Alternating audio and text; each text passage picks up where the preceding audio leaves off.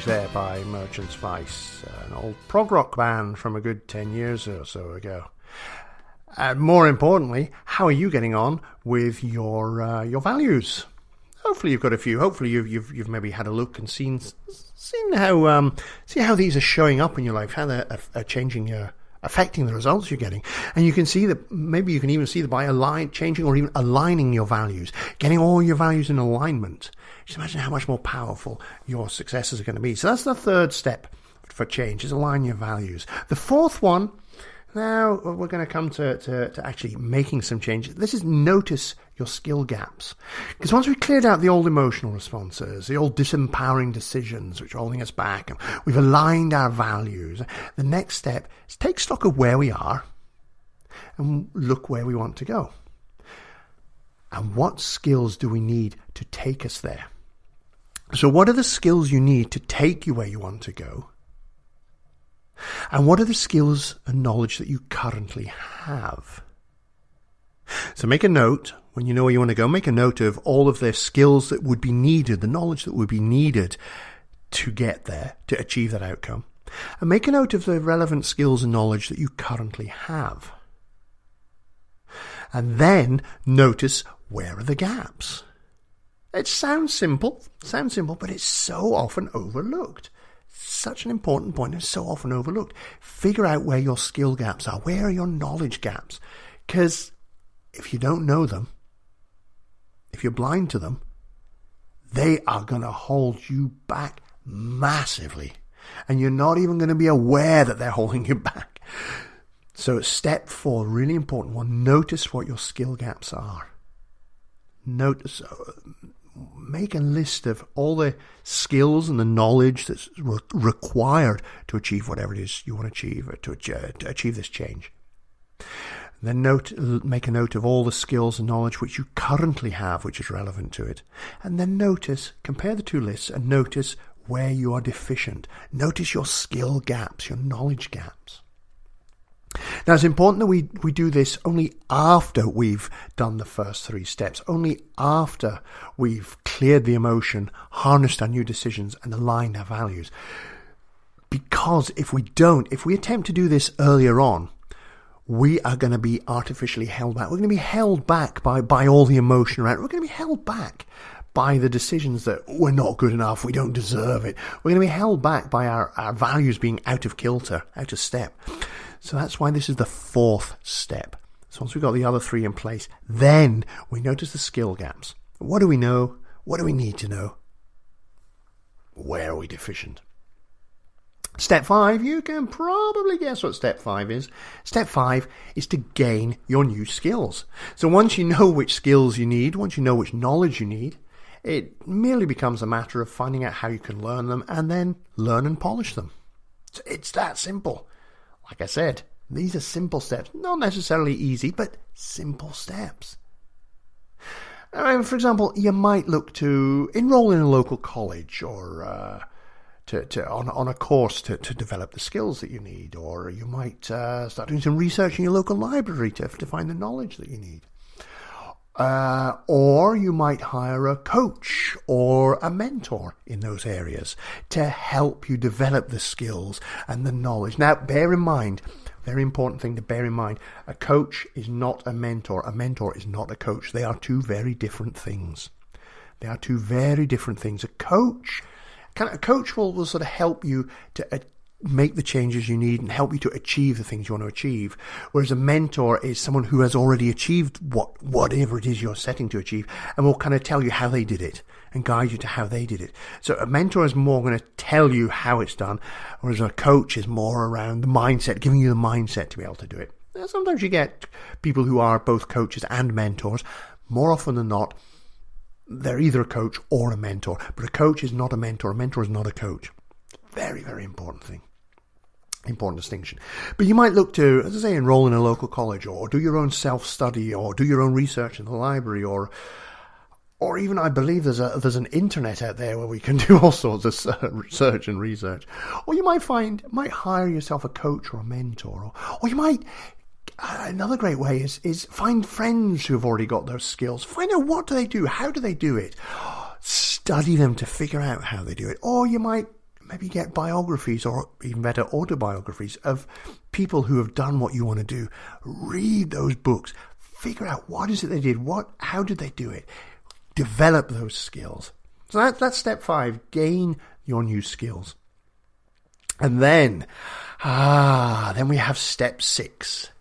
Engage. Engage your new life.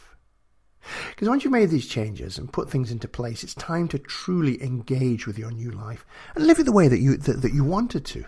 Engage those new skills, follow those new dreams, achieve those new goals.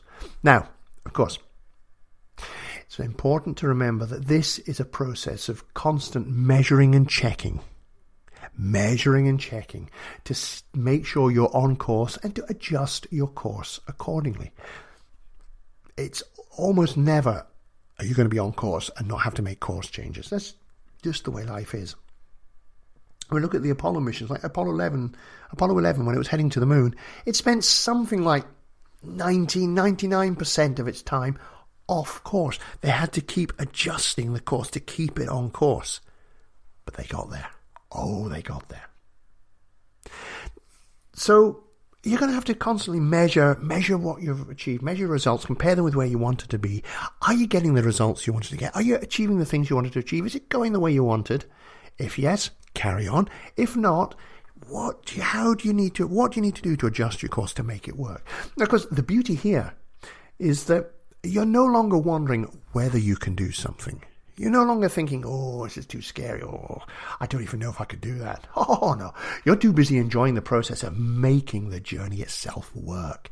You're engaging in your new life, using these new skills which you've acquired, which are in alignment with your values and your new decisions.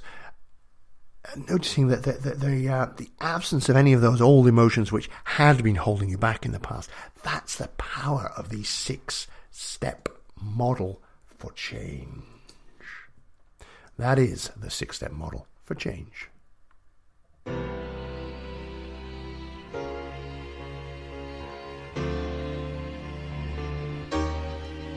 Oh yeah.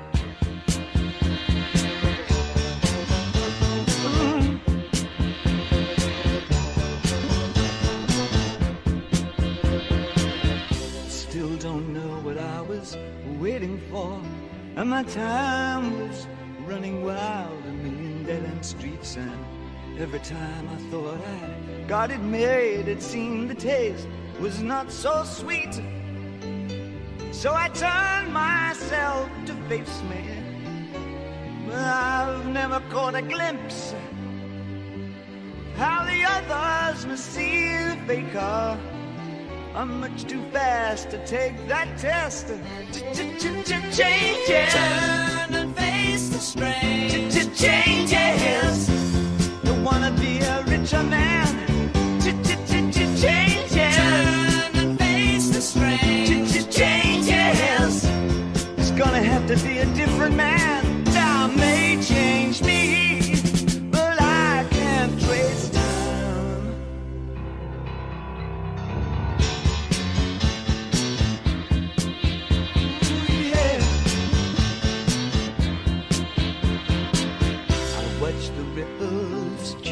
Size, but never leave the stream of warm permanent sand.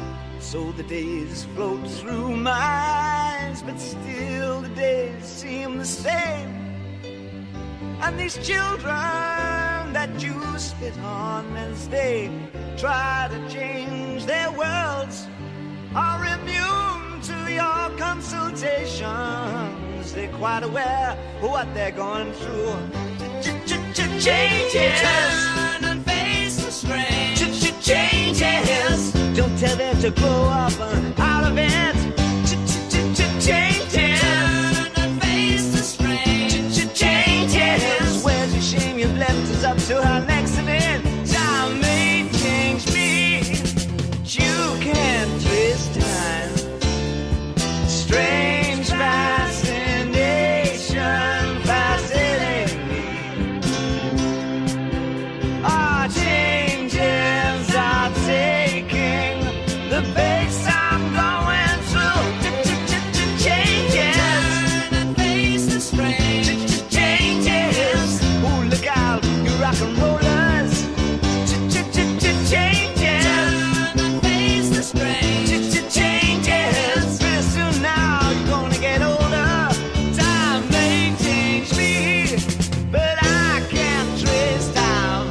said that time may change me, but I can't trace time.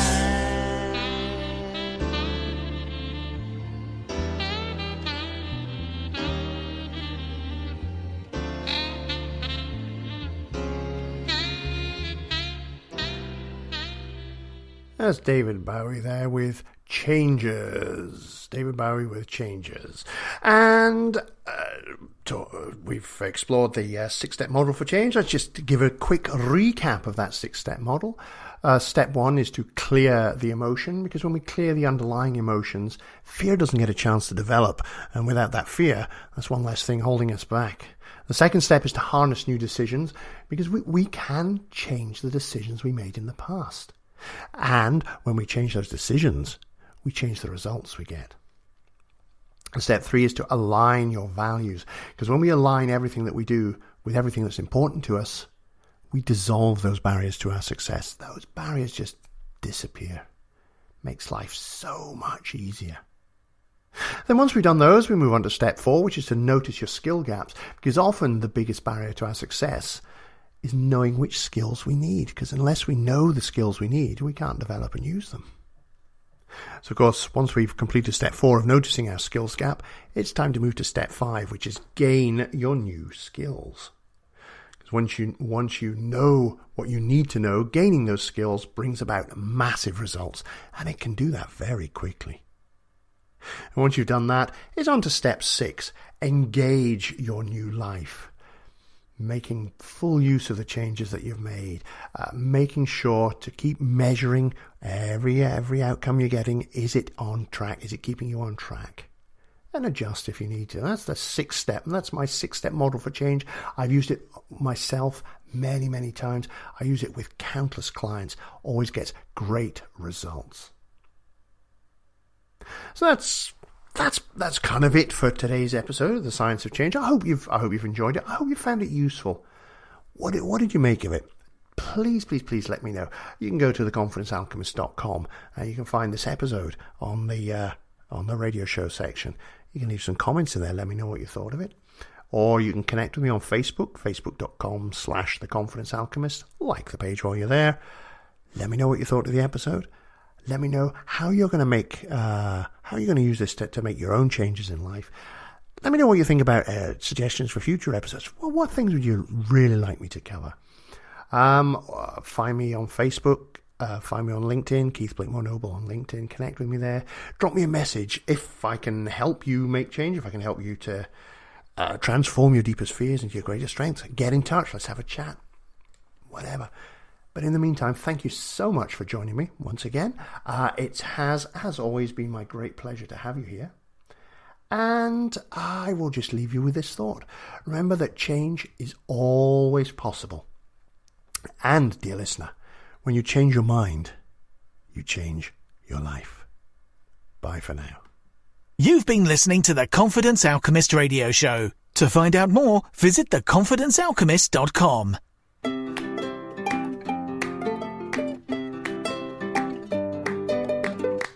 I can do anything. I can reach any goal today. I can do what I want. I can be what I want to be.